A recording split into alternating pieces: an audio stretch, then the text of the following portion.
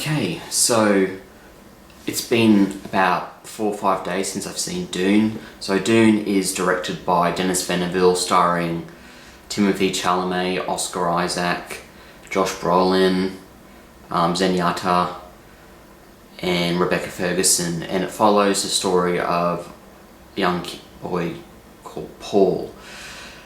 And basically the world of Dune, it's on this kind of interstellar planet that is covered by desert, and there is this element called spice, which is very valuable. Certain factions raid planets for spice to power their spaceships, very expensive, sell it for a lot of money. And it follows Paul, who is the son of, not the emperor, but one of the probably most powerful people in that world, and he wants this son to be like him, wants him to be a leader. He's always, kids always questioning whether he's kind of up to the job, whether he's cut out to be this leader that his father wants him to be, and he keeps on being plagued by these prophetic dreams that he doesn't know what means, and he gets concerned about them, and feels like they're like foretelling some sort of future event. And I found that element of the movie to be pretty interesting, but definitely the best aspect of this movie was definitely just the way it was incredibly cinematic. It was shot very, very well.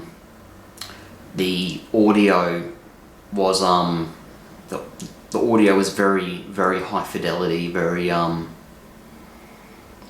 just very fluid and clear, and it really had it was almost like the picture was almost glowing. It was just that well shot, and just that you get the idea. Everything was finely shot. The depth of field was basically just right in every single scene. There was nothing that was every shot kind of had everything to show. There wasn't just like, I was focusing on this and that. It was basically focused on everything, the entire picture. And the film basically glows. It's oozing with masterful lighting and direction, and of course Dennis Venniville absolutely knows what he's doing when he knows how to make a very entertaining and satisfying cinematic experience. Just the sense of the scale of the desert was definitely a highlight of this movie, and it definitely did remind me of Fury Road in a lot of parts, even though they are very different. There's this scene where this firefly shaped helicopter ship flies into a sandstorm and gets thrown around, and very reminiscent of that scene from Fury Road, though I still think that scene from Fury Road was better. But they definitely feel just that setting, of course, was similar, but of course this was definitely more sci-fi. I guess Fury Road was also classed as a science fiction, but I don't really feel that was really a science fiction movie. Well, this was. I also loved the choreography in this movie. This movie had quite a few hand-to-hand combat scenes, and there was quite a bit of sparring in it, similar to a scene from The Matrix. But yes, the hand-to-hand combat was very well directed. I still think that the hand-to-hand combat in Shang-Chi was still probably a little bit better. There was definitely more of it, but the fighting scenes were definitely satisfying in this movie, and very, very very well directed. But definitely the one thing that really stood out for me was the score, the music.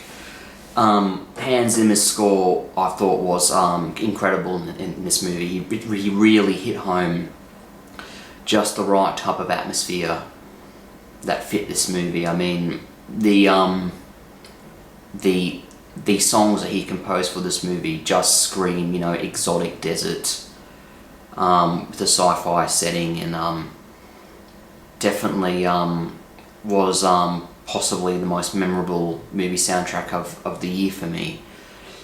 Just the chanting and that kind of that brush drum sound effect that they use a lot was very good to hear in the cinema.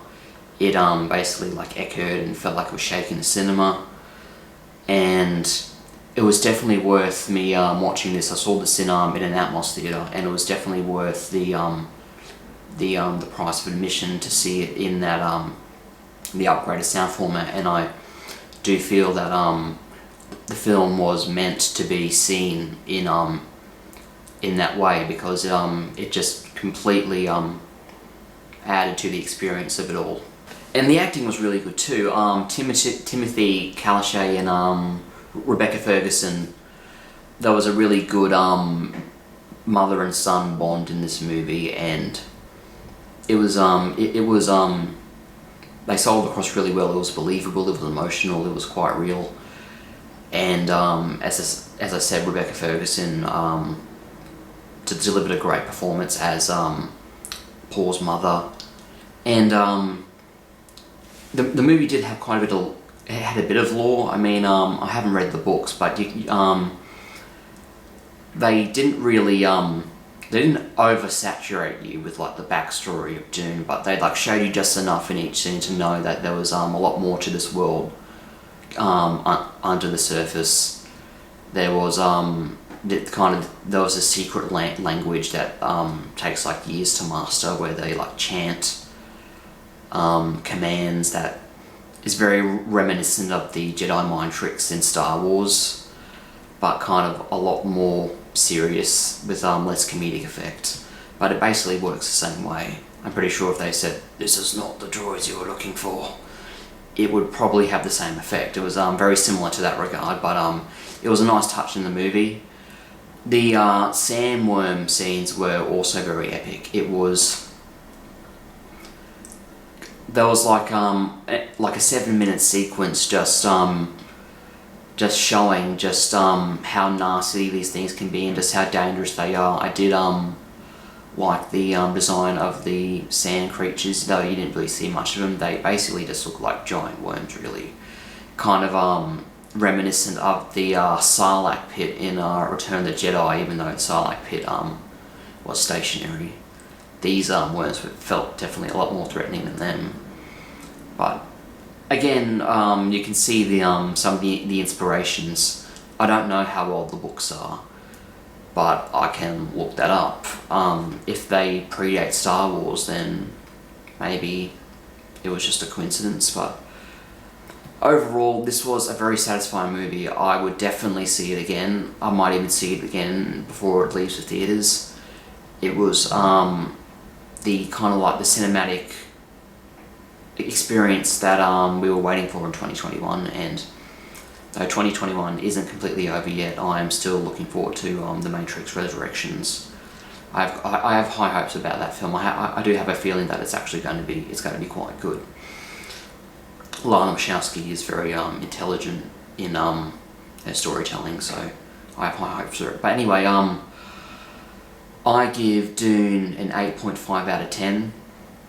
I mean, I'm not going to give it a perfect score. There are some weaknesses about it, but overall it was a very, very satisfying movie. Go see it.